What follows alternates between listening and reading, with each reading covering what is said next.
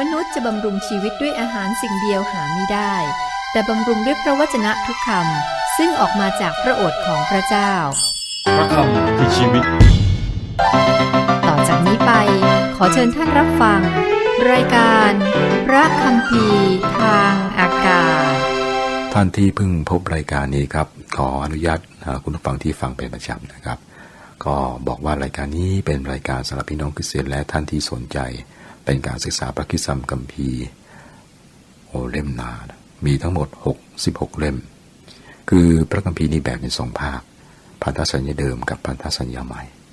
ตอนนี้เราศึกษาไปหลายเล่มนะครับที่ศึกษาอยู่ในตอนนี้คือเยเรมีอยู่ในส่วนของพันธสัญญาเดิมซึ่งเป็นหมวดพยากรณ์นะครับวันนี้เราศึกษาเยเรมีต่อครับเยโฮยาคิมทำลายพระดำรัสของพระเจ้าบทที่36เปิดเผยถึงท่าทีซึ่งเยโฮยาคิมมีต่อพระคำของพระเจ้าและพระดำรัสซึ่งพระองค์ส่งมาถึงพระองค์ผ่านทางเยเรมีซึ่งเป็นผู้เผยชนะของพระเจ้านะครับข้อ1ข้อ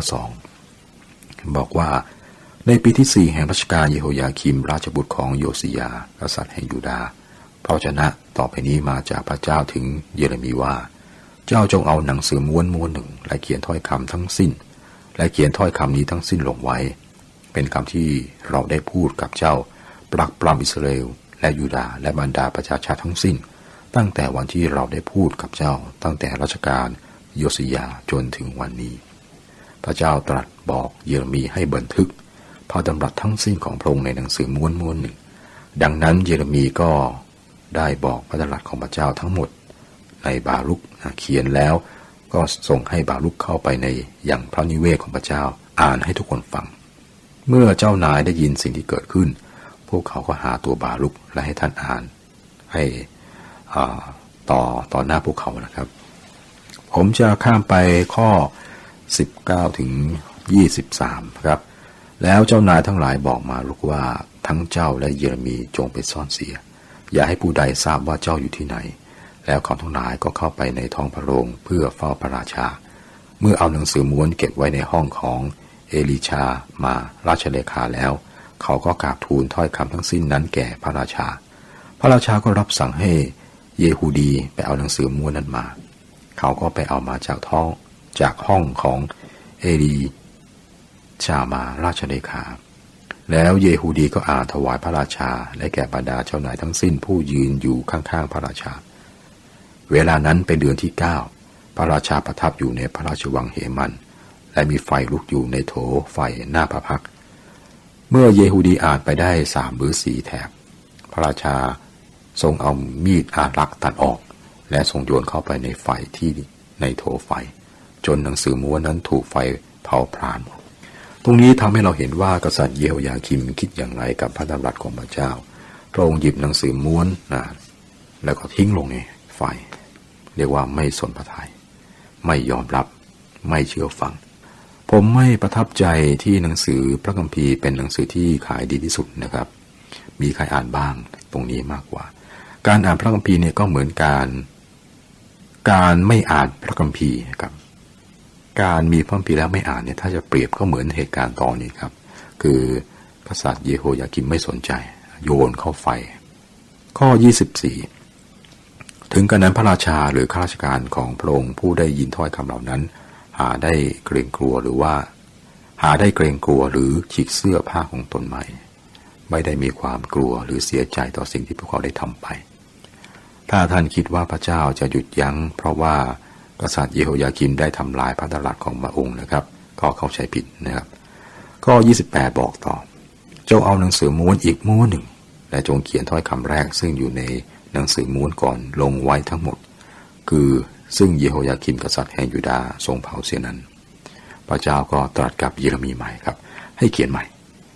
อีกครั้งหนึ่งแล้วก็ส่งพระดำรัสของพระเจ้าเนี่ยไปให้กับกษัตริย์เยโฮยาคิมข้อ30เพราะฉะนั้นพระเจ้าจึงตรัสดังนี้เกี่ยวด้วยเยโฮยาคิมกษัตริย์แห่งยูดาห์ว่าเยโฮยาคิมจะไม่มีบุตรที่จะประทับบนพระที่นั่งของดาวิดและศพของท่านจะถูกทิ้งไว้ให้ตากแดดกลางวันและตากน้ำค้างแข็งเวลากลางคืนครับเป็นการพยากรณ์ และนั่นก็คือสิ่งที่เกิดขึ้นจริงๆครับพระองค์ไม่ได้มีผู้ใดนั่งบนบัลลังก์ของดาวิดในตอนนี้พระองค์นี้คือหมายถึงกษัตริย์เยโฮยาคิมองค์พระคริสต์อ้างสิทธิ์เหนือบัลลังก์นั้นก็ไม่ได้เกิดมาทางเชื้อสายของกษัตริย์เยโฮยาคิมนะครับมารีเป็นเชื้อสายของนาธานราชบุตรอีกองค์หนึ่งของดาวิดและโดยทางมารีพระเยซูคริสต์เจ้าก็สืบสายโลหิตของบัลลังก์ดาวิด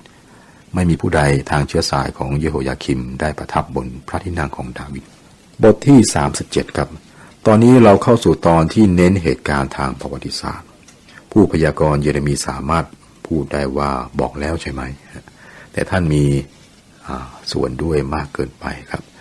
คือท่านปวดร้าวแล้วก็ทุกข์ใจเพราะว่าถ้อยคำที่ท่านได้กล่าวต่อประชาชนและจากการที่คำพยากรณ์สำเร็จ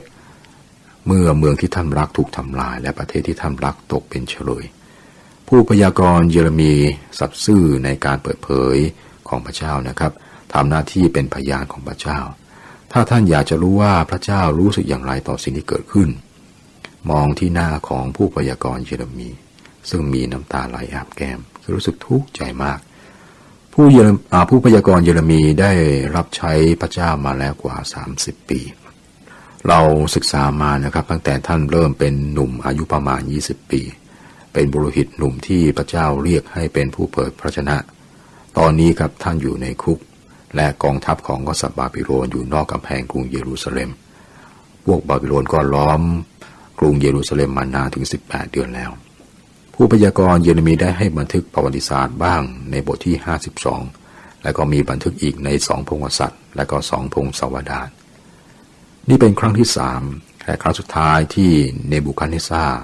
เสด็จมาต่อสู้กรุงเยรูซาเล็มอีก2ครั้งนะครับพระองค์ได้จับคนจำนวนหนึ่งไปเป็นเฉลย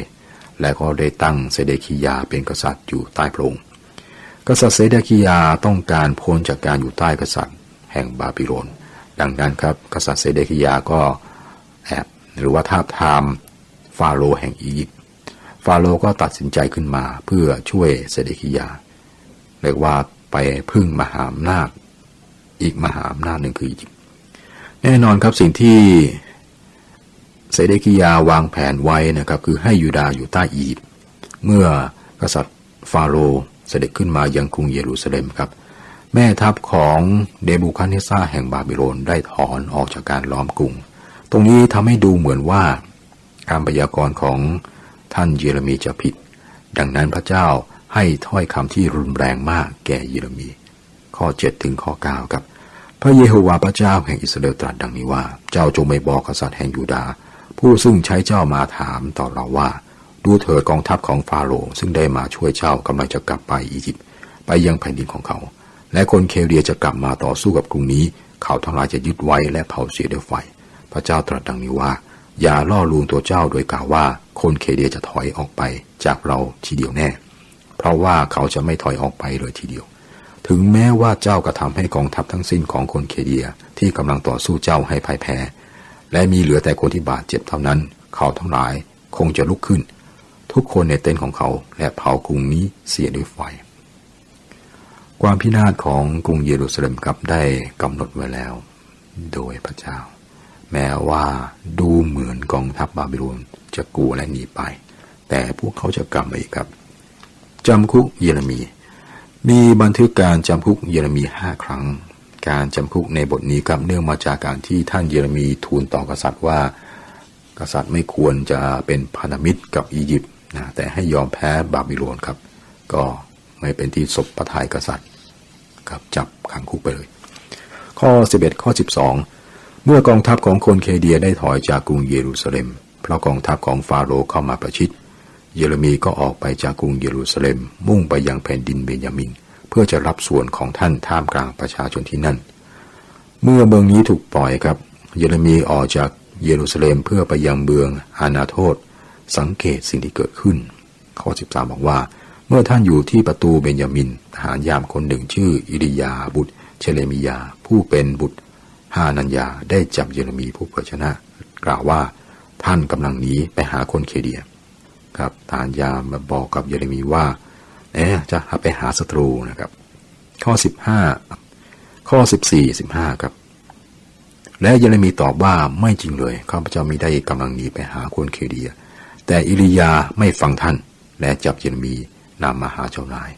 และบรรดาเจ้านายก็เดือดดาลต่อเยเรมีและกองทั้งหลายก็ตีท่านและขังท่านไว้ในเรือนของโยนาธานเลขานุการเพราะได้ทำให้เป็นคุกเยเรมีที่น่าสงสารกับไม่เพียงแต่ติดคุกครับแต่ถูกขังคุกมืดนะถูกทิ้งลงไปในคุกมืดเป็นเวลานานเท่าไหร่นี้เราไม่ทราบครับข้อต่อไปกล่าวเพียงว่าหลายวันนี่คือเวลาแห่งความทุกข์มากครับของท่านเยเรมีแต่ว่าพระเจ้าไม่ลืมท่านพระเจ้าโดนใจให้กษัตริย์เรียกหาท่านข้อ17กษัตริย์เซเดกิยาใช้ให้คนไปเอาตัวท่านมาพระราชาได้สอบถามท่านเป็นความลับที่ในพระราชวังว่ามีพระวจนะอันใดมาจากพระเจ้าบ้างหรือเยเรมีทูลว่ามีพะยะค่ะแล้วท่านทูลว่าฝ่าพระบาทจะถูกมอบไว้ในมือของกษัตริย์แห่งบาบิโลนแล้วเยเรมีใช้โอกาสนี้ทูลขอชีวิตนะครับข้อ20บัดนี้ข้าแต่พระราชาของข้าพระบาทขอพระองค์สดับฟังขอคำทูลของข้าพระองค์มาอยู่ต่อพระพักของฝ่าพระบาทขออย่าส่งข้าพระบาทกลับไปที่เรือนของโยนาธานเลขานุการนั้นเลยเกรงว่าข้าพระบาทจะตายเสียที่นั่นกษัตริย์เมื่อรับทราบกับก็ไม่ปล่อยท่านนะครับแต่อย่างน้อยก็ช่วยชีวิตของท่านข้อ21กษัตริย์เซเดกิยาจึงมีรับสั่งและเขาก็มอบเยเรมีไว้ที่บริเวณทหารรักษาพระองค์และเขาให้ขนมปังแก่ท่านวันละก้อนจากถนนช่างทำขนมจนขนมปังในกรุงนั้นหมดเยเรมีจึงค้างอยู่ในบริเวณทหารรักษาพระองค์อย่างนั้นก็หมายความว่าท่านเยเรมียังอยู่ในคุกนะครับจนกระทั่งกองทัพบาบิโลนยึดกรุงเยรูซาเล็มได้ครับต่อไปเป็นบทที่38เยเรมีรอดตายมาอย่างวุดวิดมาถึงบทที่38ครับเยเรมีก็ยังอยู่ในคุกท่านได้กล่าวพระคำของพระเจ้าต่อประชาชนอย่างสัตย์ซื่อแม้ว่ามันเสี่ยงครับเสี่ยงถึงแก่ชีวิตเจ้านายของยูดาห์ถือว่าท่านเป็นกบฏต่อประเทศและทำลายขวัญของประชาชนดังนั้นพวกเขาขอราชานุญาตให้ปิดปากเยเรมีโดยให้ท่านอยู่ในคุกมืดข้อ6เขาจึงจับเยเรมีหย่อนลงไปในที่ขังน้ำของมาคียาราชโอรสซึ่งอยู่ในบริเวณทหารรักษาพระองค์เขาเอาเชือกหย่อนเยเรมีลงไปในที่ขังน้ำนั้นไม่มีน้ำมีแต่โคลนและเยเรมีก็จมลงไปในโคลนพระเจ้าส่งคนมาช่วยอีกครับในข้อ7ถึงข้อ13นี่เป็นการช่วยที่น่าตื่นเต้นผมหวังว่าคุณผู้ฟังคงจะอ่านเรื่องนี้อย่างละเอียดนะครับหลังจากนี้กษัตริย์เซเดกิยาถามเยเรมีลับๆให้ทูลพระองค์ว่าพระเจ้าตรัสอะไรกับท่านในตอนนี้ครับและพระองค์สัญญาที่จะช่วยเยเรมีให้พ้นจากผู้ที่จะฆ่าท่านแล้วเป็นยังไงครับเยเรมีตอบว่ายังไงในข้อ17ครับแล้วเยเรมีทูลเซเดกิยาว่าพระเยโฮวาพระเจ้าจอมโยธาพระเจ้าแห่งอิสราเอลตรัสดังนี้ว่าถ้าฝ่าพระบาทจะยอมมอบตัวแก่เจ้านายแห่งพระราชาบาบิโลนแล้วเขาจะไว้ชีวิตของฝ่าพระบาทและกรุงนี้จะไม่ต้องถูกไฟเผาฝ่าพระบาทและวงวานของฝ่าพระบาทจะมีชีวิตอยู่ได้เยเรมีก็พยากรณ์อีกครับบอกว่าให้ยอมแพ้บาบิโลนเถอะ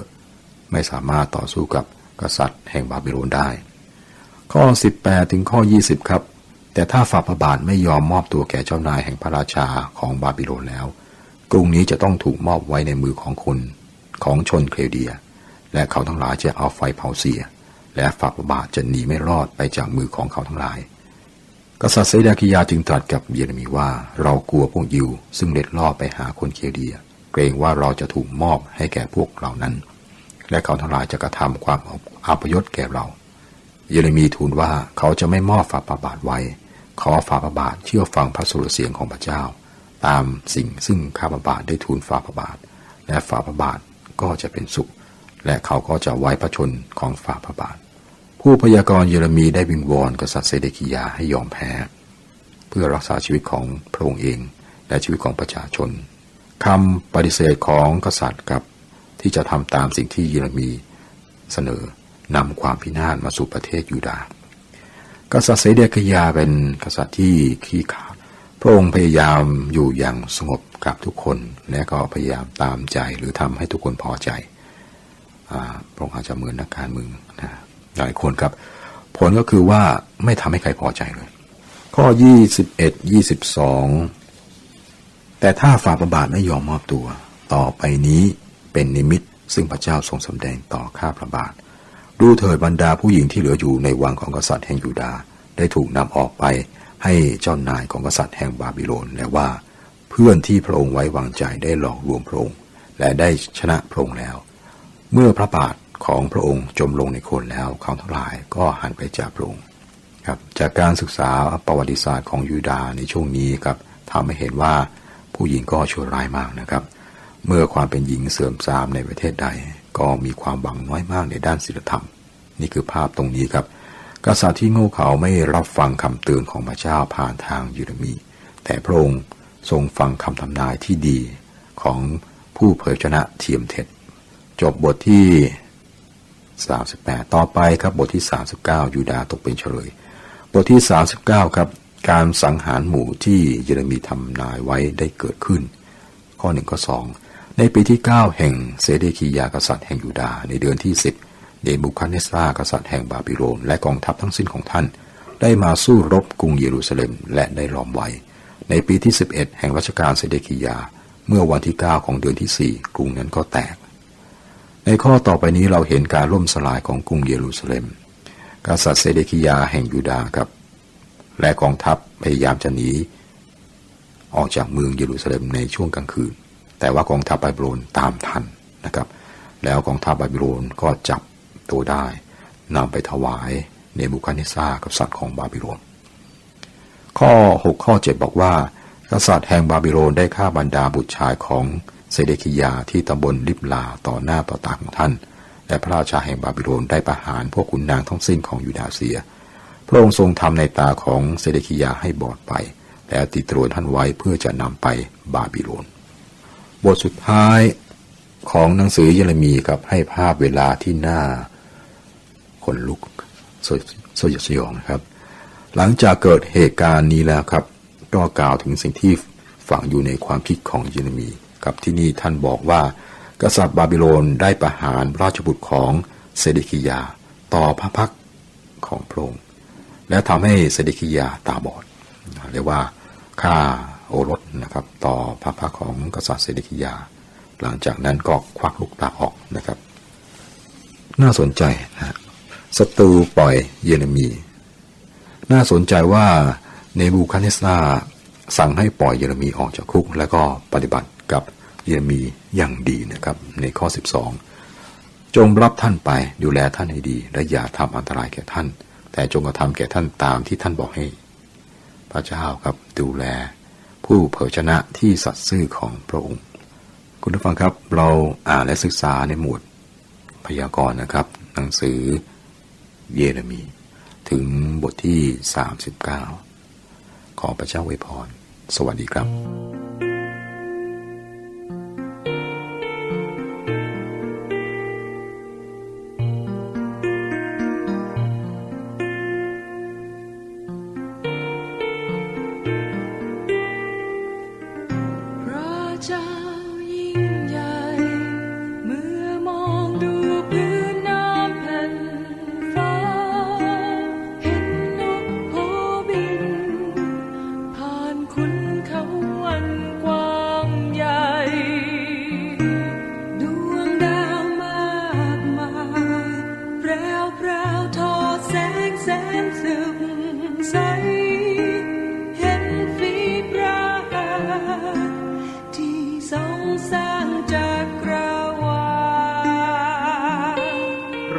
จึงสรรเสริญพระเจ้าพระผู้ไทยพระเจ้ายิ่งใหญ่พระเจ้ายิ่งใหญ่เราจึงสรรเสริญพระเจ้าพระผู้ไทยพระเจ้ายิ่งใหญ่พระเจ้ายิ่งใหญ่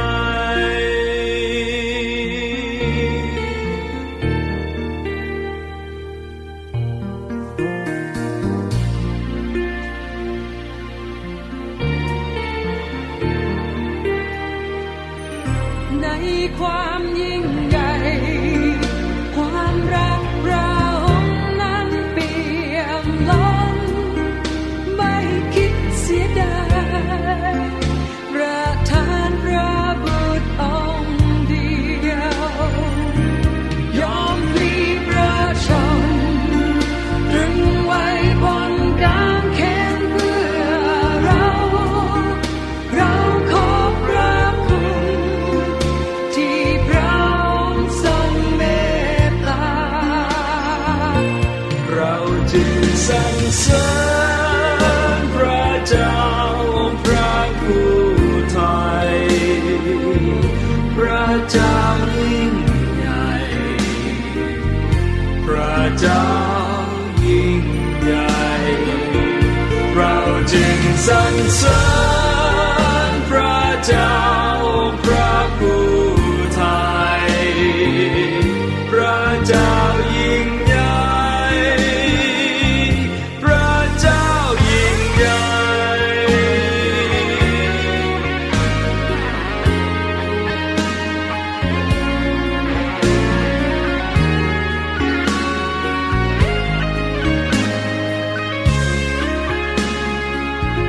เราจึงสรรเสริญพระเจ้าองค์พระผู้ไทยพระเจ้ายิ่งใหญ่พระเจ้ายิ่งใหญ่เราจึงสรรเสริญพระเจ้าองค์พระผู้ไทยพระเจ้ายิ่งใหญ่พระเจ้ายิ่งใหญ่เราจึงสรรเสริญพระเจ้าองค์พระผู้ไทยพระเจ้ายิ่งใหญ่พระเจ้า